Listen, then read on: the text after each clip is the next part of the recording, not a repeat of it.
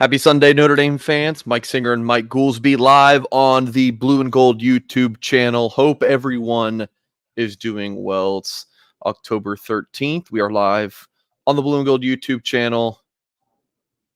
I run our recruiting operation and YouTube channel here at Blue and Gold, and Mike Goolsby is our former Notre Dame captain and linebacker. Runs a fantastic Patreon with John Kennedy. Some really good stuff. You can check it out on his Twitter, linked in his Twitter bio, at Mike Goolsby41. Folks, hit the thumbs up on this video. Of course, subscribe to the channel for more content. If you're listening via podcast, thank you very much. We would just ask that you would leave us a kind review wherever you listen to your podcast. Intro over, Mr. Goolsby. How's the day going, brother? I like the hoodie. You always are rocking some nice swag, brother. Well, I don't know if we got a HomeField ad read this evening. We do. But this is the hoodie that came in the mail, the XXX. Waiting on the rest of it, HomeField, because the season's halfway over. Yeah, there it is. is. Right there. I still have one. I have one more shirt left in mine. I can't remember which one it is. But yeah, loving the HomeField. We'll talk about HomeField in just a little bit, and we will definitely talk about Notre Dame's 49-7 victory over Stanford, and then kind of what does it mean, what's next, kind of look at this thing big picture.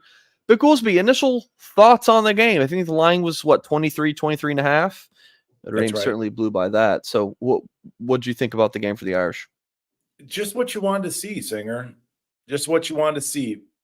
You could see improvement in various facets of the team, specifically with Riley Leonard.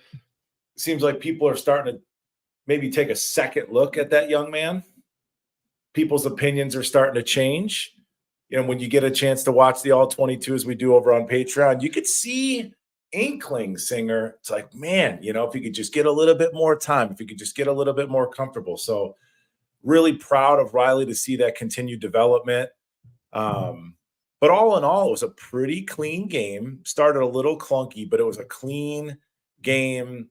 A blowout at home. Stanford's not a great team, but as a fan base, what more could you really reasonably ask for? Yeah. Yeah, this is normal, Mike. A lot of good teams will play FCS opponents, and it starts out, it's like, oh, it's the second quarter, and it's like 7-0 or something. What's going on? So yeah, this is just football. But then Notre Dame turned it on. You love to see on the score by quarter, the 0-0-0 for Stanford. Someone posted on the Blue and Gold message board today. I'm going to trust their data. It's like 9 teams in the country have allowed less than 25 points per game. Notre Dame have not allowed more than 25 points in a single game. Notre Dame being one of them. Pretty good sign for the Irish defense. And Leonard certainly gets a game ball, Mike. That was his best performance. Didn't really need to run the ball too much. Seems to get more comfortable in the passing game, Mike, and love the RPOs with him as well. I thought he looked really sharp with his decision-making process there. Absolutely. Yeah. I mean, that's just the continued evolution of the offense. And Denbrock looked for some deep shots, second, third, fourth drive. Like, it's coming, folks. It'll be there. I think there's still some kind of quirks and some timing and some feel between receiver and quarterback to be worked out. Go ahead, Singer. Can Leonard get it down there though?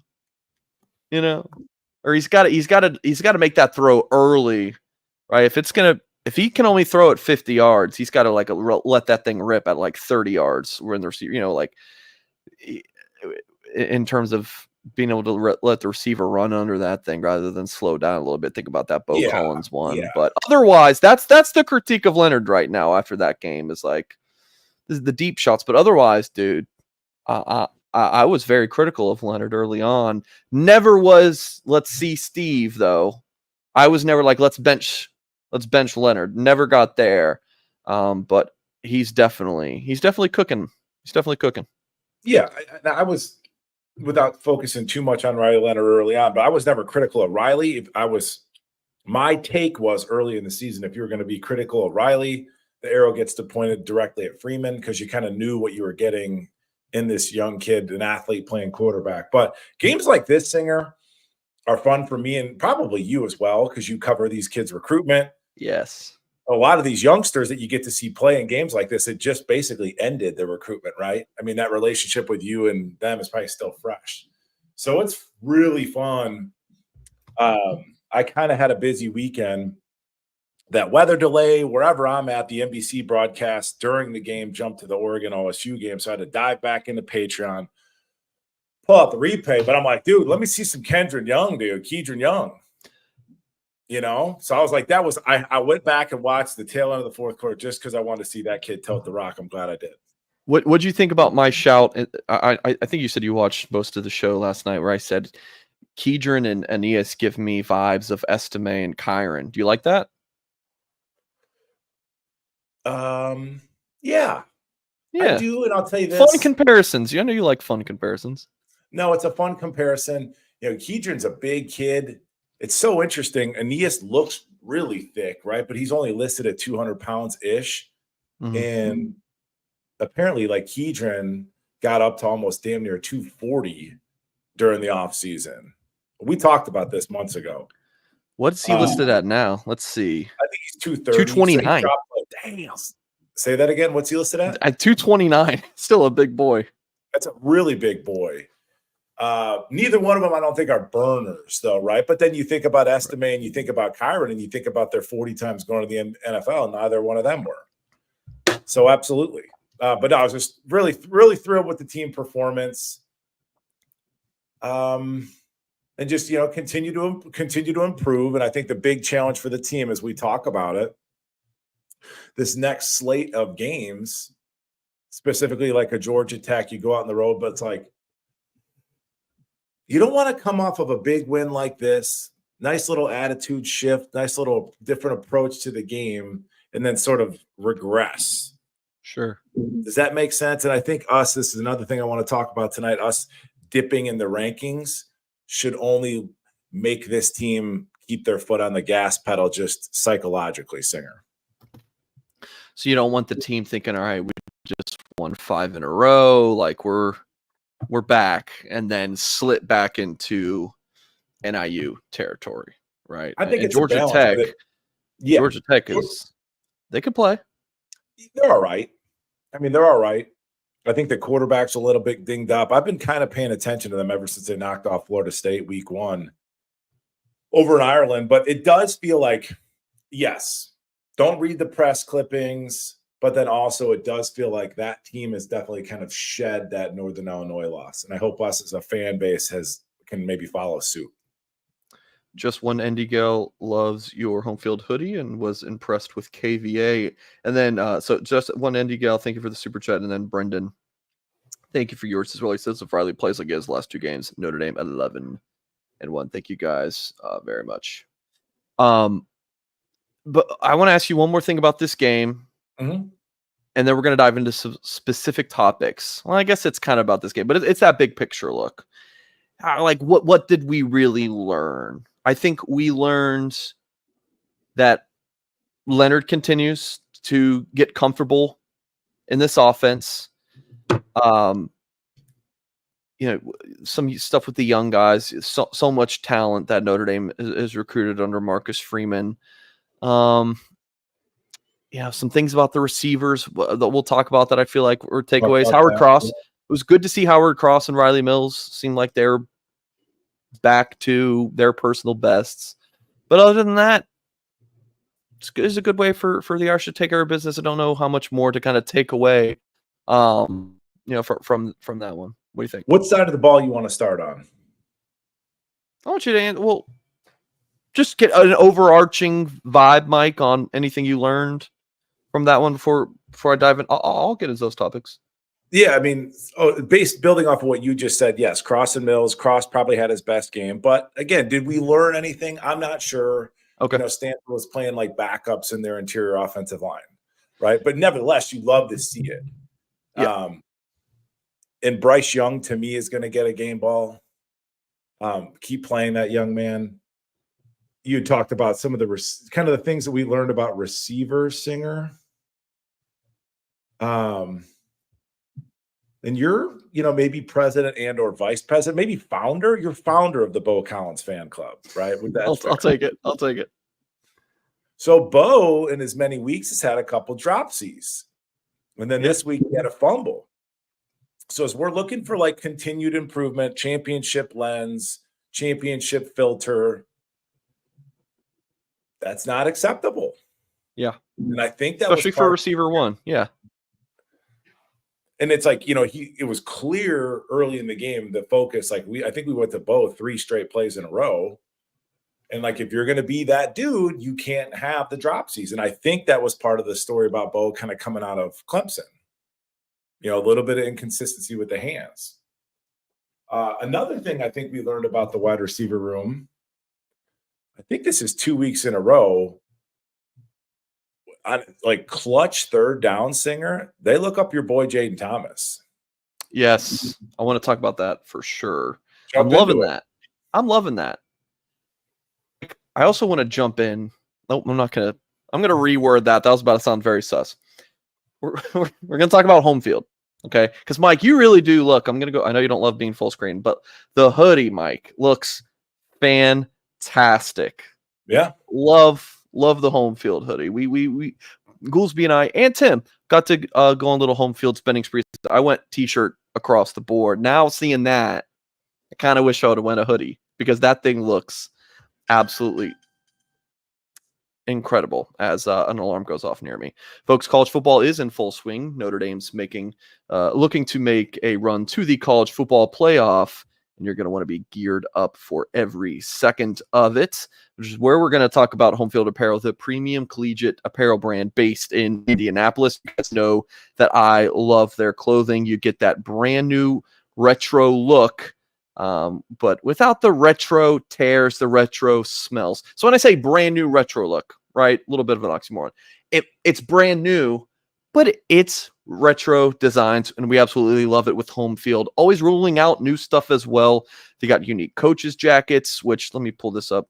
The vintage monogram bomber jacket, and then I think this might even be new. This campus classic pullover since the last show, or maybe it was a couple shows ago that we saw this for the first time. The clothes fit great, super comfortable. Highly recommend you go over to homefieldapparel.com to check out the entire Notre Dame line. And if you have friends that are fans of other schools, HomeField has licensed clothing for over 180 colleges. Holidays are right around the corner, so pick something up for yourself and then for some loved ones in your family or friend group. Use the code BGI, which is good for 15% off your first order at HomeField. Again, folks, that's code BGI. For your first order at HomeField. Check out HomeField and gear up for an exciting season ahead. HomeFieldApparel.com. Mike, we had a comment here. What is wrong with the tight ends? Is this more about a talent thing, or is this a usage thing in the offense? Mike, and I'm going to be right back, okay? Yeah, sure. Yeah, it's clearly not a talent issue. I mean, you got an All-American returning and Big Mitch. I think it's a usage thing and maybe a preference thing in terms of what Denbrock likes to call. And it's almost hard to stomach because that's his room. He coaches that position. But that's really what it comes down to is you get into this a little bit on the all-22, but in terms of what is Riley's progression, is he reading outside in or is he reading inside out? And some of it too, this is interesting to think about because it was like, I haven't been pleased with Eli Raridan throughout the course of the season. It almost felt like at times he had regressed a little bit. But then you look at Mitch Evans last year and it's like he was the safety blanket. He was the binky for the offense, but he wasn't quite healthy early in the season. So when Riley Leonard, man, he's just trying to stay afloat and like learn the offense, right? I mean, he missed spring and all of that. So like what was his security blanket? He's like looking for one. I got to have a guy. So did he develop that relationship with a Bo Collins and or Jaden Thomas where he trusts that's where I want to go? That's my safe place. Is that might be tinfoil hat territory, Singer? But I think ultimately it comes down to the progression, how he's being taught to go through his reads. Yeah, there's definitely something there. The security blanket. He does not have one. I don't think he has one. Because I'm sure if you went through each game, like Bo is the consistent one where he's at least getting targets. Otherwise, it might be Chris Mitchell a little bit more so this past game. I think he had like 5 targets or something. But Great House is getting a lot this week, and Faison early I think it's just kind of moved around. We didn't even see Faison. Faison didn't even play, I don't think. Most likely just to precautionary, maybe. I don't have word there, Goolsby. I would believe that's your line of thinking of why he didn't play, but with the Drew Pine Demare stuff that was every third down, he hasn't had that. Now I like your point about Jaden Thomas that we've seen a couple times now, but it's just been a couple times through like 6 games. Like Jaden Thomas, I think has less than 10 catches on the season. Mm-hmm. So like we're all excited about like, all right, Jaden Thomas, a reliable target. He's got less than 10 catches through 6 games, and I love Jaden Thomas. So that is something that you're going to hope to see develop. That I need a guy here. Who can I trust? Is it Bo? I think that's probably your best bet. But he's going to drop passes, lose the football. Can't have that. It's interesting. If there's like a third and we need it, who's the guy? We're so used to seeing Mayer against a nickel or Mayer against a linebacker. Same with Mitch Evans. Whereas now, and there was a clip of Jaden Thomas on the television broadcast, and he is yoked. He is yoked, Singer. I mean, he looks like a fullback, like a 6'2" fullback. And how interesting the mismatch put him with that big body, those broad shoulders on that corner. And it's kind of the same philosophy of having a Mayer covered by a nickel. So it's like it's a clear mismatch. It's always a third and short-ish when we need that 3rd and 6. It's like, boom, push off, stop route, slant route. It's tough to guard, but you're not going to see the volume. Yeah, but I still feel like in like 3rd and 8, they would still, some of those quarterbacks in those late Kelly, early Freeman years would still be, no matter, even in longer distance, throw 10. I had to get up for a second when I asked you about the tight ends. Evans, I think it's a mix personally of Evans not being at full strength with Leonard, and then his health maybe, and then also I think it might be like a pie chart of like equal thirds. There's that aspect, and then there's Leonard might prefer throwing to the outside. Then there's a scheme aspect for Denbrock, but it is just weird, with Notre Dame having these pretty good looking slot talents with Great House, Faison when he's able to play, the tight ends, Jaden Harrison, and just not getting the ball. It's an interesting kind of subplot for me, who loves talking about the passing game at Notre Dame. Yeah. But with that being said, I know Collins had the drop.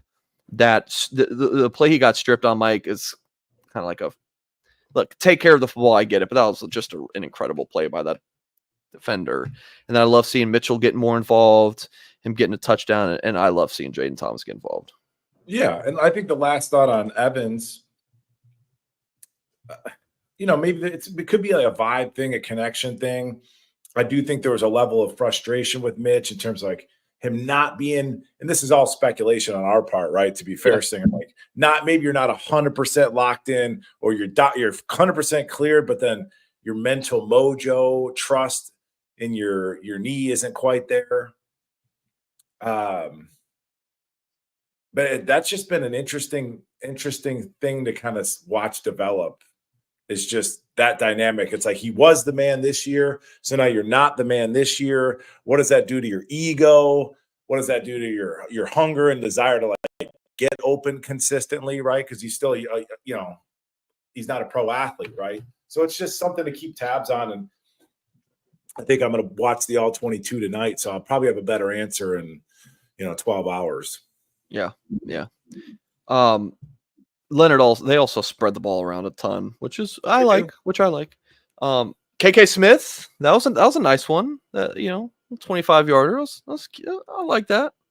He's really fun to watch if you just kind of watch the receivers. When you watch a player, you're going to watch the ball, you're going to watch the line, you're going to watch the receivers. He seems very sudden. He seems very quick, like almost like he's playing in fast forward compared to some of the other receivers. So, yeah, arrows pointing up for KK. Folks, please hit the thumbs up on this video. Subscribe to the channel for more Notre Dame football and recruiting content if you're listening via, or if you're watching on our YouTube channel, if you're listening via podcast. Again, thank you very much. We just ask that you would leave us a 5-star review wherever you listen to your podcast and fill out why you are leaving a 5-star review. I want to continue on with the offense, Mike, and then we'll move to defense. And again, we're kind of looking at the Stanford game and then what it means. The offensive line, shaky early and then not really a talking point. Thought they did pretty well the rest of the game. I agree. Yeah, I mean, Knapp had a slowish start, gave up a sack. He had his hands full with that defensive end number 23. I always respect a guy that doesn't wear gloves or tape. That defensive end had neither. David Bailey, yeah. He was a stud recruit, right? Yeah, Notre Dame wanted him. They couldn't even get him to campus. Yeah, he liked Stanford early. Yep. Well, he's a West Coast kid, but now that being said, Knapp had a rough start. Clearly gave up a sack. I'm sure he'll grade out super high on PFF, right? Because I jotted down the same note. I wrote down, don't know what Knapp's PFF stats will be, but he had a holding call and a lot of sack on the first drive. So I just had to jot that down in case I saw a tweet about Knapp having a perfect pass block grade. But yeah, it's just so interesting for somebody like me, whereas PFF trumps your own eyes. It's like, okay, whatever they say. But no, the offensive line, they gave him time today. They gave him some time, save for a couple just clear misses. It didn't seem like Stanford brought a ton of like inside fire, cross blitzes. So it's like there's a physical issue and then there's a mental issue. So a lot of times it just seemed like we were a half a step slow in terms of picking up a crossing stunt, games up front. But no, nice performance by him. Just continue to build. Yeah. And if you want that deep passing game that's, continuing to try to get there, that's the first step is having time. My buddy Andy Higgs said, what's going on? J Love only getting 6 touches. I know that's something that you also wanted to talk about, Mike. Well, do you have that picture pulled up? I do. Here you Ready? Go, yes. Okay, so just one little quick hit. Mike, stop doing the solo shot. So I'm just sitting there thinking. I actually took a quick nap before the show today, and I was like laying down, trying to sleep, and I'm thinking about Love's continued usage or lack thereof, Singer, and I'm going, and I just finished watching the fourth quarter with Kedron Young, Aeneas Williams, Price, Ford, so if you look at all of these body types, 22, 24, I'm going to skip over Love. 23, not sure who that is.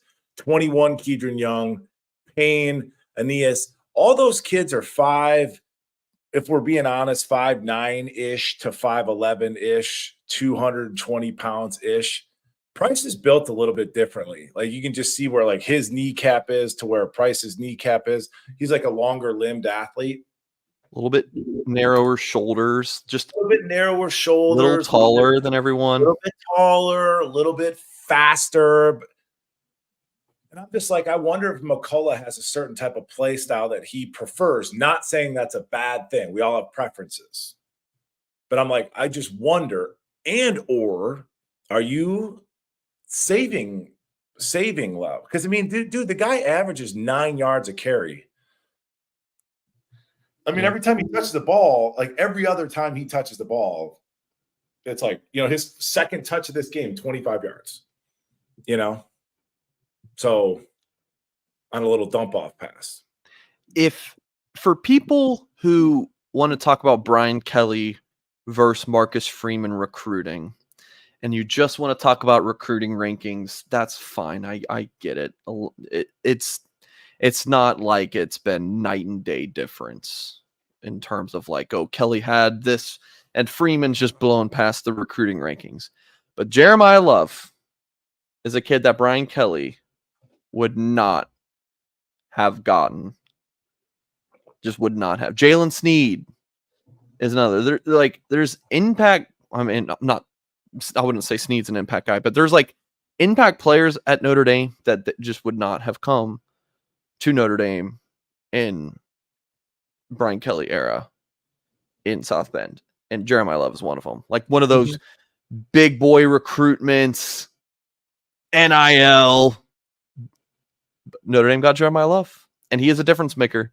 He is a special talent. That his 39-yard touchdown run, Mike, where the Stanford defender kind of had an angle, and then Love just seemed like he just was kind of jogging past him, but just blazed by him. You know, it was just like looked so easy. Yeah, huge fan of Jeremiah Love over here. And he opened up his stride for about 3-4 paces, and then he just throttled it back down. And as soon as he came around the corner, I had to run it back watching it live because I was like, was he trying to high five that defender? Was he waving at him like Tyreek Hill cheetah style? But it's like as he came around that edge, he was getting ready to either stiff arm or swat that, arm tackle down. Wait. Hold on. I think I have the picture of this. Yeah, I had to run it back. I was like, was this right here? It would have been. It would have been a millisecond before this. He came around the corner like this, and he was getting ready to like chop down a would-be arm tackle. But back to the question, the usage. Last game he had 11 carries. This game 6. Which is interesting is Love didn't hit the field until the 3rd series of the game. So Price got the start. So that tells me, and this is all just speculation, but it tells me Price had to sit after that fumble. Was that last week he fumbled Louisville? In the last game. I'm sorry? Yeah, the last game. Yeah. 2 weeks ago. So Price had to sit. So he probably practiced his ass off the last 2 weeks to get back into coach's good graces as he should. He was rewarded by McCullough getting the start, and he looks great too. But it's just Love is a little bit different.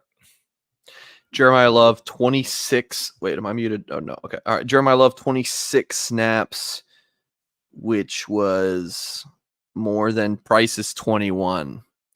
So maybe it was just like the game dictated or, a lot of different things. But at the end of the day, here's the good thing. Got to find some wood to knock on. Jeremiah Love's healthy. That's a good thing. Jeremiah Love's healthy. So we're just glad it's not like, he's got 6 carries because he's not healthy. At least he's healthy. Yeah, so. and I think in a game like this, you saw all 5 running backs touch the ball. And in a game like this, you don't need them. But you do wonder. It's fun. And I don't like to think way too far in advance, but like if you do make a playoff and you're playing a top flight team, top flight defense, wouldn't you just want to keep featuring Love Singer? Because like you just know it's a matter of time until he pops one, and it could be a long score. So this wasn't that game where you needed him. I'm sorry, brother. I'm making a quick prize picks before this Monday Night Football game. My guy that I like to prioritize. I like to tail his entries, and he just tweeted, so I gotta hop on these before they get removed by prize picks because they real degenerate. But hey, we got the entry submitted. That's what's most important. All right, let me pull back up, Mike, some of the talking points. Just see if there's anything else on the offensive side of the ball. We covered, I think, all of them. Before we move to defense, you want to talk about the whole AP? You got something? I had one other thought. Yeah, go ahead. Watching the Ohio State game, it's so, as a Notre Dame fan, isn't it such a unique thing? Was it a couple weeks ago? All these games are starting to run together. Who'd we knock off, Singer, and then you started watching Georgia Bama? Remember that week? That was Louisville. That was Louisville. Yeah. Seems like forever ago, doesn't it? Yeah. Bama lost to Georgia. But like when you go from watching a nice Notre Dame win and then you jump over to one of these crazy SEC high level, in this instance, Ohio State, Oregon, you can't tell if it's the broadcast, if it's the crowd, if it's the speed of the players on the field, but everything feels sped up as a viewer. And I'm watching that Ohio State, specifically I'm watching Oregon's offense, and it just felt like they had a little bit more tempo. So I'm trying to watch the play clock. What's the play clock at when they're snapping the ball? And that's just something I think, and we've talked about this on Patreon, the All 22. Riley's game is a little bit chaotic. It's just a little bit inherently chaotic, a little bit of that backyard, little dusting of backyard football. And I just think that another thought, a small little wish list for the offense, just get a little bit more tempo. I'm not saying hurry up, but like maybe our goal is we're snapping that ball with 18 seconds left on the play clock. Okay. It just feels like it's something that would suit him just naturally. But that's my last thought for the offense. Jay Vitt wants to know, what do you think the biggest hurdle is to having the whole offensive passing attack click? Time. I mean, time for sure. And then maybe a little bit more speed outside. Yeah. And again, I'm thinking about that championship scenario, but you have to give. There was early 9. Go back and watch it. Joe, he's on Patreon. He'll see it. 9 minutes left in the second quarter is the first time we tried to uncork a deep shot. Somebody got loose, interior protection wise, and then that was the play Riley took off for a 20-something yard scamper. That was supposed to be a deep shot. So there's, I think the second or the next player, the play thereafter, they try to take another deep shot. So we're looking for it, but you just have to have the time. Yeah. In a perfect world, you'd have more speed outside, and KK Smith's one of those guys potentially. Yeah. It's a good, fair question, but it's just so much going back to like a pie chart. You don't think Riley's got the arm strength to throw it 60 yards? Fair argument. O-line is maybe the biggest part of that pie, but then there's things with Riley. There's things about receiver, play calling. It's all there. It's all there. But it's probably the O-line. So Javid, appreciate the super chat, and John with the 20 bomb, appreciate you, sir. He says, guys, thought you were at 7 Central. We usually do 8 Central, but I had to move it up to Central personally, and Goolsby was kind enough to be able to do that. If you follow me on Twitter, or the Blue and Gold Twitter, my own, I always announce the time there. But I am thankful that you are forgiving me, John. He says, I raise my glass of Italian red to you. Great win yesterday, Ghouls. That is a hardcore hoodie. Dude, Ghouls, you really are getting the love for this hoodie. It is a great hoodie. And then and the irony's not lost on me, because if I was a player, I could have had a sweet NIL deal with HomeField right now. Use code BGI, folks. I'll settle for a coupon code or a promo code. I'll settle. Yeah, it was generous. I like it. Yeah. Use code BGI, folks, at HomeField apparel .com. 15% off your first order. Again, folks, homefieldapparel.com. John, thank you for the super chat. Let's go to the AP poll, Mike. James a little bit earlier. Is this tinfoil hat, Mike? James said Notre Dame beats Stanford 49-7 and drops a place in the AP rankings. What's up with that, Mac? Is this tinfoil hat category, my friend? Well, the tinfoil hat would be what, like the anti-ND bias? Is that what you're alluding to? Yes. Hey, I've said for years now, this type of thing, I don't care about it, Singer, and this is kind of why. Why am I going to let this AP poll ruin my Monday, my work week? It's like it's out of my control. So if I'm a player, I look back and be like, hey, wasn't good enough. We got to beat them by, 50 next week. That's the way I'm spinning this. So none of it makes sense. That's where your style point things matters, is you're thinking of it as a player. What I want to ask you. That's what I wanted to ask you, because we touched on this last week, Singer. We did. And I'm not arguing with you at all. Yeah. But putting words in your mouth. You're like, yeah, I don't know if like the margin of victory matters so much as just the dub. But it just go ahead. I think like in this win-loss to get in, like that's much more important. Who you beat and who you lost to is more important for this than exactly how it went. It's the win or loss at the end of the day. And the AP poll means absolutely jack shit. Part of my language. Means nothing.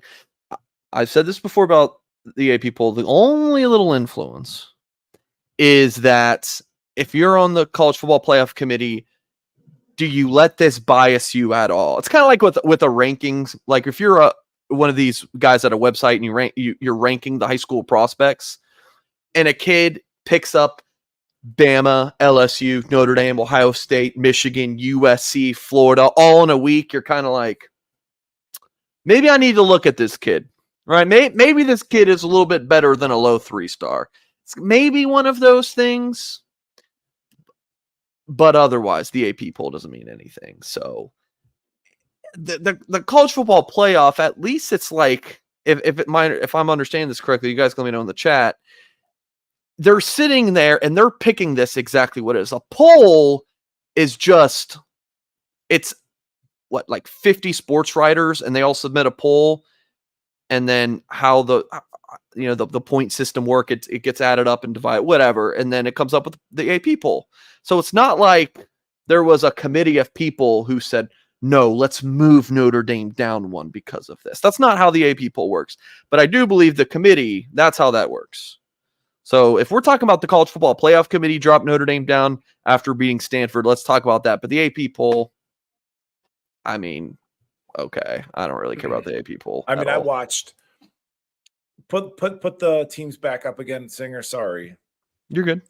I watched. I had a great weekend sports betting, but I watched the Iowa State West Virginia game, folks. We would spank Iowa State. Get effing real, dude. We would spank Iowa State. I think we'd beat Miami pretty easily. I'm not even worried about Tennessee. Penn State's Penn State, whatever. I mean, they got a gauntlet. Their next 3 weeks are going to be tough. But it is interesting when you were talking about, I want 2 follow-up topics here, Singer. Yeah. For a guy that doesn't care about this baloney, we're going to spend some time 2 weeks in a row. I'm good with that. Oh, we're going to do the same thing next week, I'm sure. So you were like, okay, margin of victory doesn't matter. It just comes down to the wins and losses. I don't think it matters a ton, but yeah, go ahead. Fair enough. But what do you think these losers at the AP think? That's right, you losers. What do they Dude, think? you know I'm on the AP poll, right? No, you're not. You already told me you weren't. One day you will be. And when we start seeing USF creep up, I'll be like, that's Singer. What a scoundrel. My 2 and 4 USF Bulls. Yeah. So my point is, what do they hang on to more? Big wins, 2 top 25 wins in our case, or do they hang on to like turd losses? Because it seems like they're glomming onto the loss more than they are the bigger wins. I don't know. Like I said, it's so many different people with different views on this, whereas the committee kind of tells us exactly how they view these things. They literally do the ESPN show every week, and they kind of tell you. But losses mean less than ever nowadays. And it comes to college football. If you're Coach Freeman, and we know that locker room is filled with scholar athletes, but it's like, when I was sitting in that meeting room, I wasn't doing this kind of math. I'm still not 20 years later. But it's like, if you're Coach Freeman, aren't you trying to sell the margin of victory thing as opposed to just, hey, we got to win, versus like, no, we got to hammer these teams? Don't you try to take advantage of that approach? Hey, they dropped us down. Next week we gotta beat them even more. We gotta shut them out. Use whatever for motivation. Hell yeah. Good stuff, Singer. Yeah. That's all I got for you. Good stuff. Yeah, I don't know. Hey, people. I I talked about this. I can't remember if this was our show last week or with Tim last Tuesday. I was like, I'm more of a coach's poll kind of guy. And someone was like, oh, man, the interns fill that out. More of a coach's poll kind of guy. Because even if the coaches don't get to watch all the other games, the AP guys, whoever represents I don't know who the Notre Dame AP guy is. Maybe it's like an Eric Hansen or Mike Berardine. I don't know. I think or Pete Sampson. I think there might be one or two guys in the Notre Dame media who contribute to the AP poll. If a Notre Dame plays at 3:30, they're at Notre Dame Stadium at like 1:30. They're there working until like 9. It's not like the AP guys are sitting around watching all these other games either. The coaches know. In my opinion, the coaches know. So I'm more of a coaches poll guy than the AP. I think the coaches just they know. They talk, they know. So I'm more of a coaches poll guy than an AP poll guy. Well, yeah, the coaches are watching film. So even if you're not playing Clemson, but the all 22 means nothing to me. But I'm telling you, it's a lot of things. Joking. I know, of course you are. But a lot of things become pretty crystallized. You're like, oh, that guy's really good, or they're a great rushing team, or whatever is the case. Yeah. More of a coach's poll guy. Shoot me. Defensively, Mike. What's that? Oh, this guy's talking about letting your. Did I accidentally put that up on the screen? You haven't said that one in a while. Defensively, what did you learn, Mike? You want to talk about some young guys on that side of the ball, especially Bryce Young? It seemed actually. Hold on. Let me see if we have.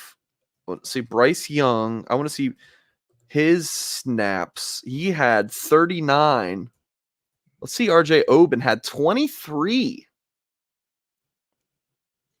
Get lapped. Singer's been calling for that. And then Burnham. How many do we see Burnham get in snap counts? 27.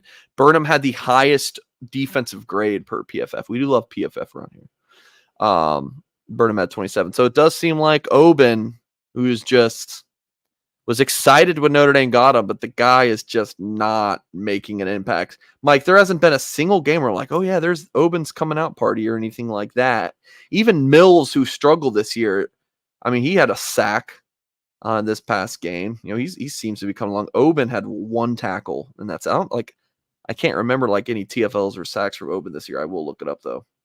You know what's so funny about it's so funny about like Oben as compared to Bryce Young.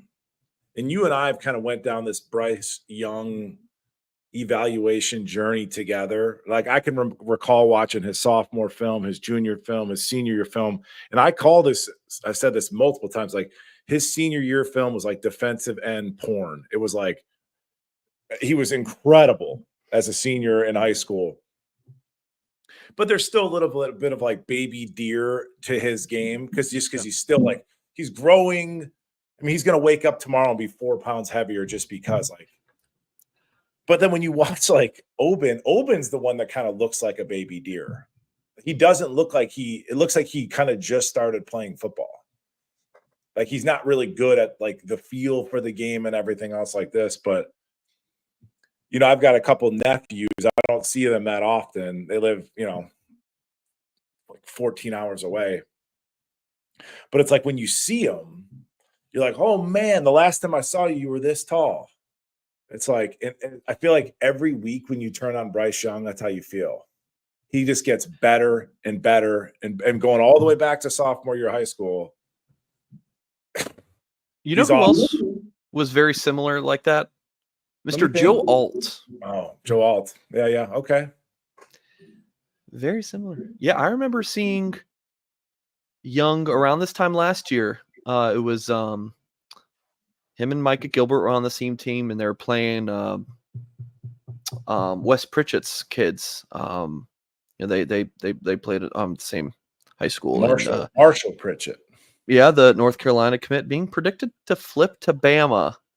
A really like a good-looking tight end slot receiver, you know, hybrid guy. We didn't offer, by the way. I don't know why. I like him. I think Notre Dame should. But regardless, yeah. Bryce was like looked great, but had like good chase down plays, but like pass rush, he just has ascended so fast. Like he's a freak, man.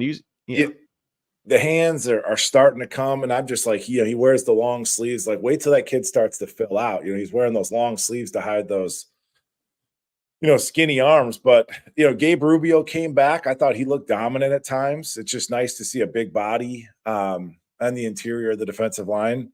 But those young kids, Drake Bowen still looks great. KVA continues to look great. Schuler showed up. I mean, that defense and those young kids in particular are so fun to watch. They're just – and some of my favorite players, and I want to talk about fan clubs. Yeah, that's where we're going.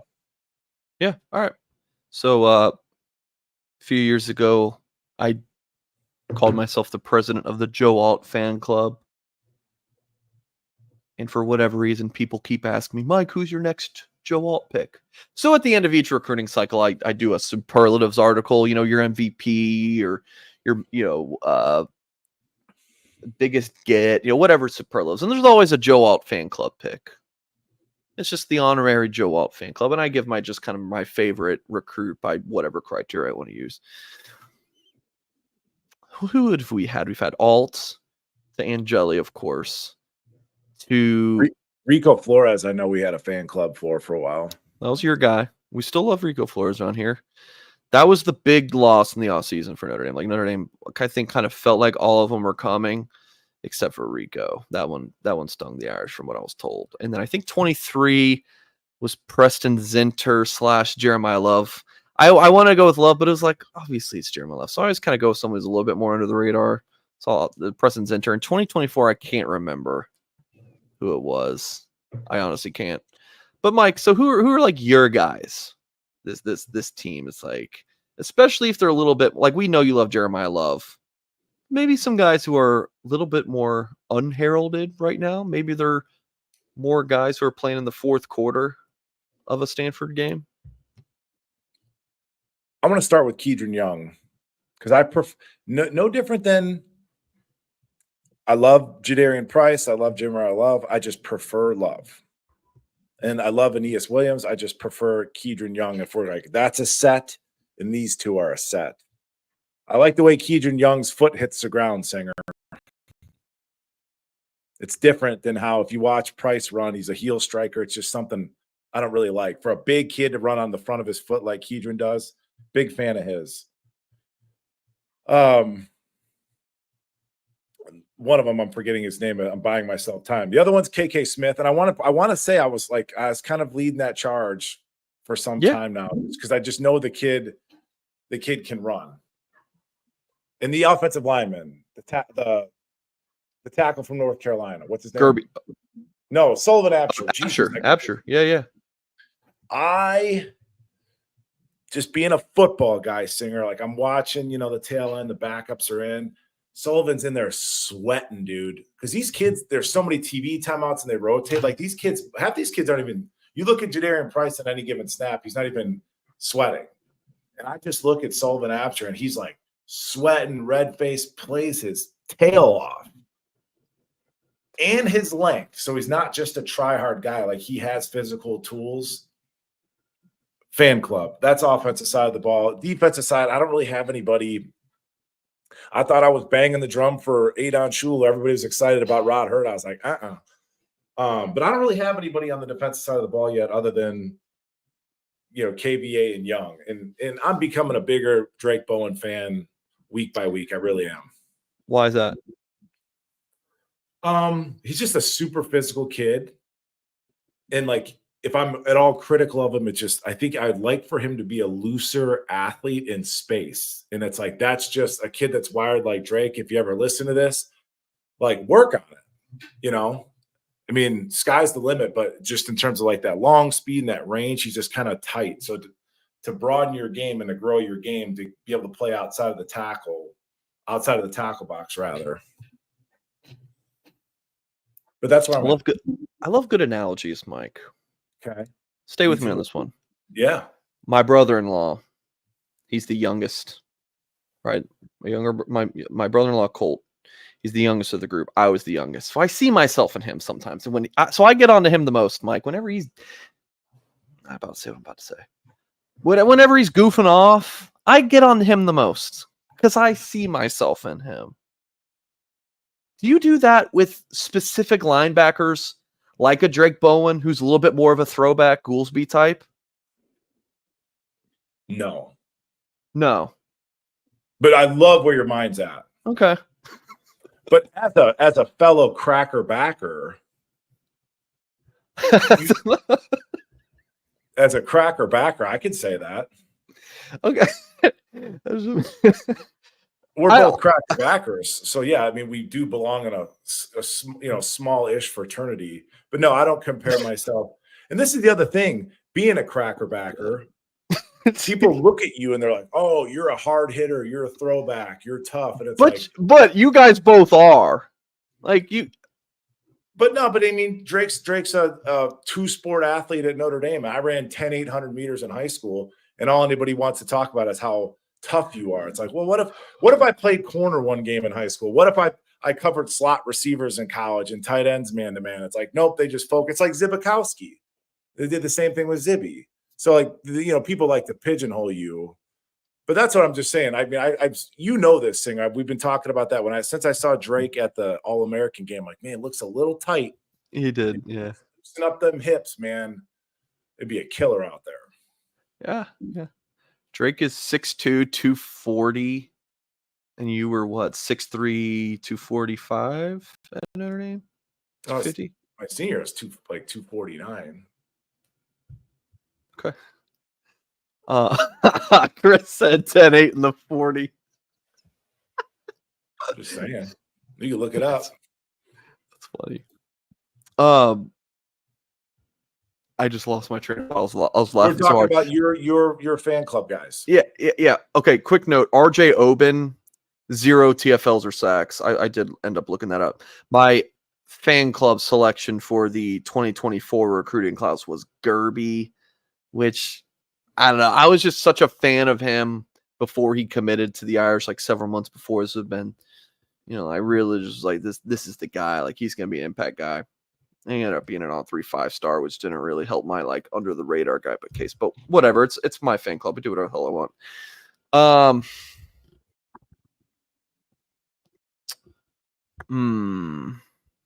Jack Larson, just in terms of like people who, again, under the radar a little bit, not talking about as much.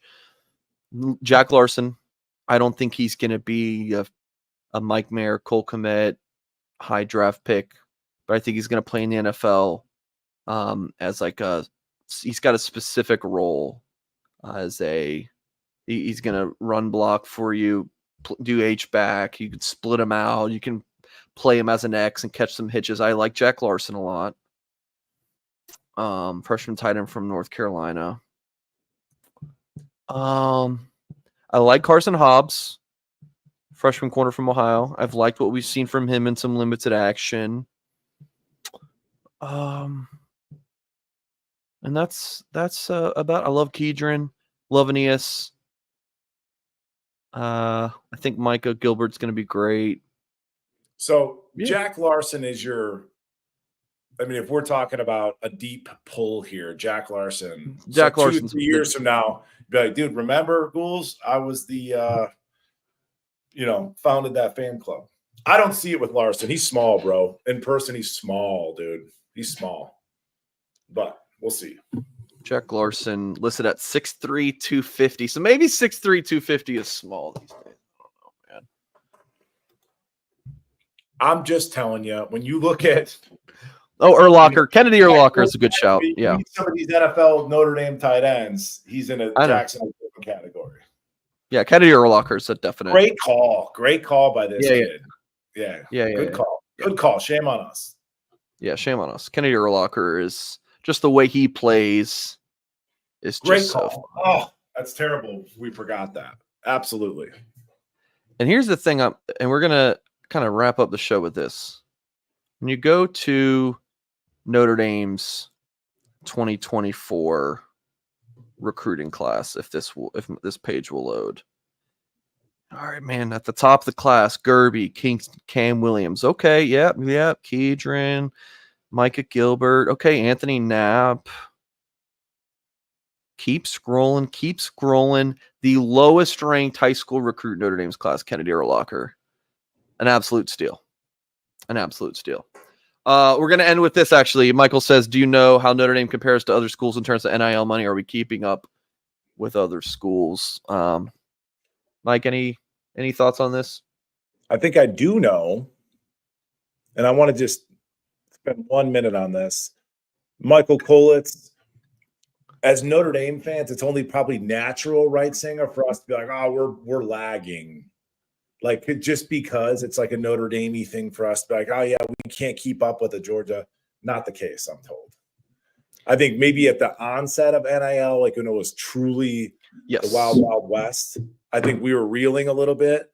But no, we got cash, homie. Straight cash. Yes. We're good. Yeah. I was told early on that Notre Dame, it took a while, but now they're playing the game. They're doing well. Notre Dame is doing well. They're not just doing BS pay for play like other schools, but Notre Dame is doing very well in the NIL category. No love for Leonard Moore. Oh, Mike, we have to mention every single player or we're haters, apparently. Come on. Oh, the only other one that I want to get way ahead of is Sean Sevillano. Big Bear Sean Sevillano. That's your boy. But yes, Leonard Moore does look great. There's no doubt. Michael, thank you for the $5 super chat. He's such a big corner. Holy smokes, is that kid big. All right, Singer, fun show. You got a lot going on. Prayers probably up my for last Goolsby show for a little bit, dog. Fun couple days here, brother. Yeah, probably last Goolsby show for I would doubt the Georgia Tech game, so you'll be on with Horka. That'll be fun. You know, when I was kind of picking who would replace me on the shows, I was like, who can hang with Goolsby that can also know how to produce a show? That rules Tim out. So Horka's I will be, probably holding my baby girl and watching you and Tyler next Sunday. I would inspect a little bit of fireworks with me and Horka. I'm looking forward to it. I know Horka is an avid listener of this show. He walks his dog and he listens to the show. One time he texted me and he was like, "Why didn't you put the show on podcast? I forgot," or something. And so Horka, he knows the Goolsby show. He knows your takes. I support those opinions, man. But no, I'll be praying for you and your wife and your soon-to-be born baby. It's a beautiful thing. I'm proud of you, brother. All right, Goolsby, appreciate you for this week's show. Great takes as always. Folks, please hit the thumbs up on this video. Subscribe to the channel for more content. Patreon link in Mike Goolsby's Twitter at Mike Goolsby 41. All 22 will be up in a couple days. Here we go. All right, that's going to do it for this week's Mike Goolsby Show. Appreciate you all for tuning in. And as always, we will catch you next time.